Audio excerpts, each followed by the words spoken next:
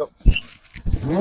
Hey, it's Rob from Wheelworx Bike Shop in Dublin. We have a couple of unboxings today. I think they're all Speed Concepts. Chad just brought this out for me, so I have no idea what it is. It's a Speed Concept SLR9 eTap, which is SRAM red. It's in a medium size. I presume it's a fancy colour, but I don't know. We ordered it a while ago. Like I said, there's a few of them there. Chad's pulling them out randomly, so this is a surprise for me as well as for you guys. I can't even remember which ones I ordered, so it's been a bit nuts. We opened the new store last week.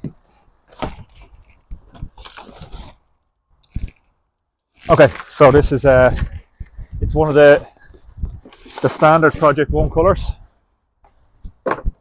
It's not super exciting, but it's still pretty cool. It's not like radioactive pink or anything like that, or chrome. So this one is what they call Emerald Iris, which is a really popular colour. We do quite a lot of them.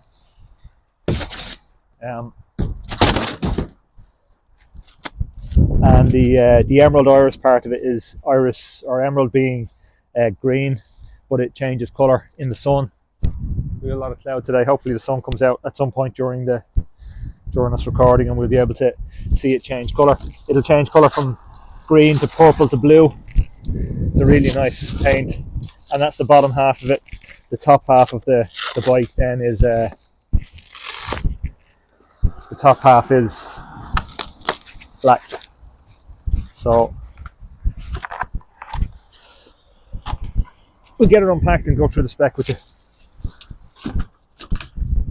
So we went, this looks like a high-rise bar. So the bars come in 3 different heights. They actually come with 4 different bars. There's a UCI legal base bar as well. Although it turns out that the UCI legal base bar is unnecessary, because if you have a Speed Concept with the regular base bar, the rules changed at some point after the bike was launched. So the original TT time trial bar, or the original triathlon base bar, is also UCI legal, if that makes sense. So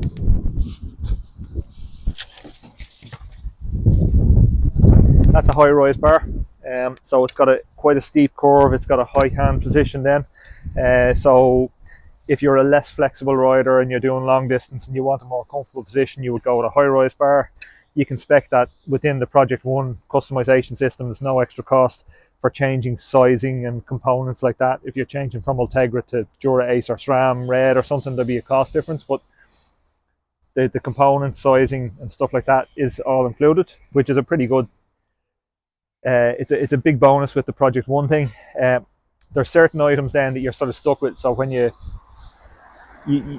towers that the armrests come on, you have to select the size that you want, and if you're too low or too high, we'll swap them out during your fitting. So when we're fitting somebody, if we need to change it for a taller one or a shorter one, we just swap them out. We keep fitting kits in stock, so we do that in store.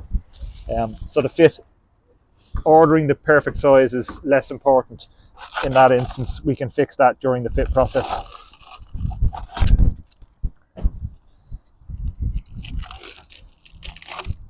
Those Velcro straps that you see me taking off, I'm always looking for a clever use for them. So if anybody out there has a clever use for those Velcro straps that we're taking off, these guys,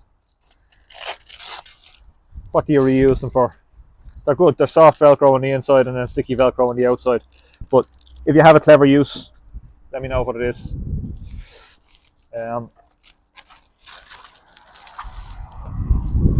That's part of your cockpit. Don't need to do that. We'll have a look at the colour.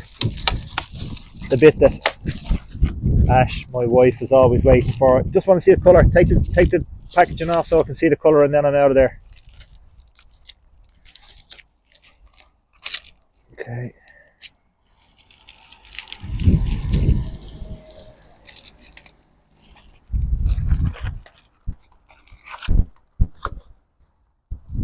The wheel set on this is Bontrager Aeolus RSL 51s, so the RSLs are the highest spec wheel set,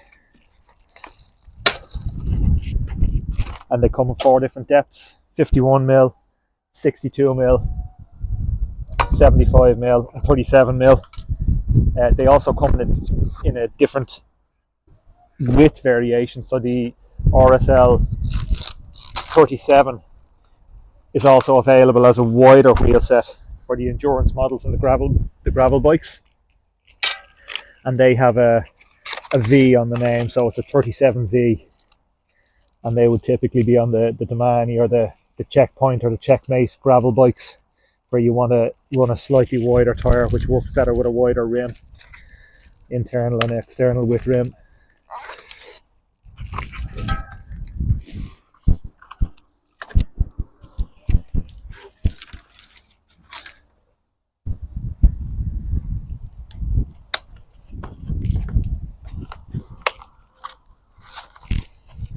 This one has the stock Bontrager R3 tyres.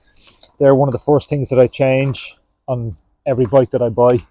The R3s are very good as a training tyre, but if I'm going to race the bike, I would immediately change to a more performance oriented tyre. The R3s I'd ride as a winter tyre or an all season tyre. There's the sun now. Chad can zoom in and do some, well, that was like 4.5 seconds of sun. The R3s are great as a training tyre, but they wouldn't be the fastest. They wouldn't be as fast as some of the really high quality race tyres like the Pirellis or the Vittoria Horse of Speed or GP 5000. I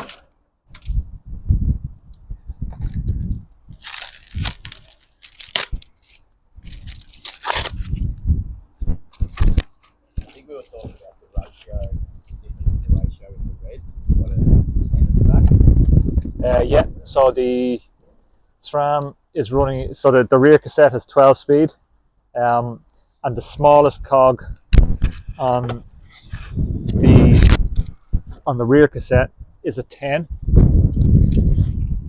So on Shimano, the smallest cog they run is an 11. So when you've got a 10 on the back, you don't need to have quite as big a chainring on the front. At least that's the thinking with it. However, when you start to get into the really small, minute, marginal gain type details, one of the criticisms of the 10 cog on the back is that there's a lot of mechanical resistance because it's a really tight curve. So you're getting frictional losses on the drivetrain. So you might have a big gear, but that tight curve is costing. Now we're talking small things, it's like a watt or something silly like that. But that's one of the things that you'll see the pros now, the professional time trial and triathletes, they're running massive chain rings, and that's not because they need that massive gear. It's because they want to keep the chain line as straight as possible.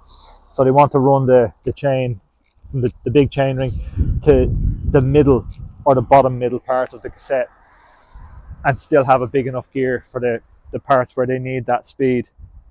Whereas if they drop right down into the 10, they're starting to lose some power down to the friction that's caused by that really tight curve, and the bigger curve on the chain ring has much less frictional losses on it.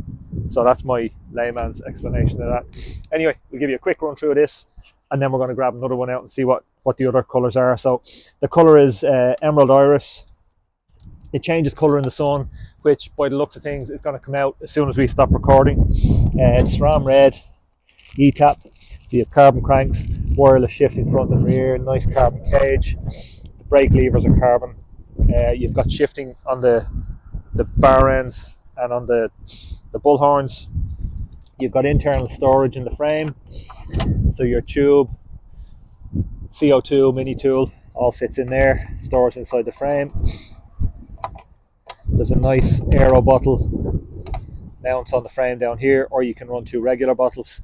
You've got an ISO-speed decoupler built into the frame here, which is like a shock absorber. It allows your seat post to flex. You've got food storage built into the top tube, with little dividers in here that you can take them out or leave them in if you want to have your food separated or just one big compartment. And then that comes out for dishwashering it, so if you're eating gels and they get leak or whatever. The wheels we did, they're Bontrager Aeolus RSL 51s. The seat post has a removable cap that can be set in either a rearward or a forward position. So if you're riding a UCI event where you need to run your saddle further back, or you prefer that position, you can reverse the clamp. And then if you want a more aggressive forward position, you'd run it in the forward position for try. That's most of the details, unless Chad has any more questions.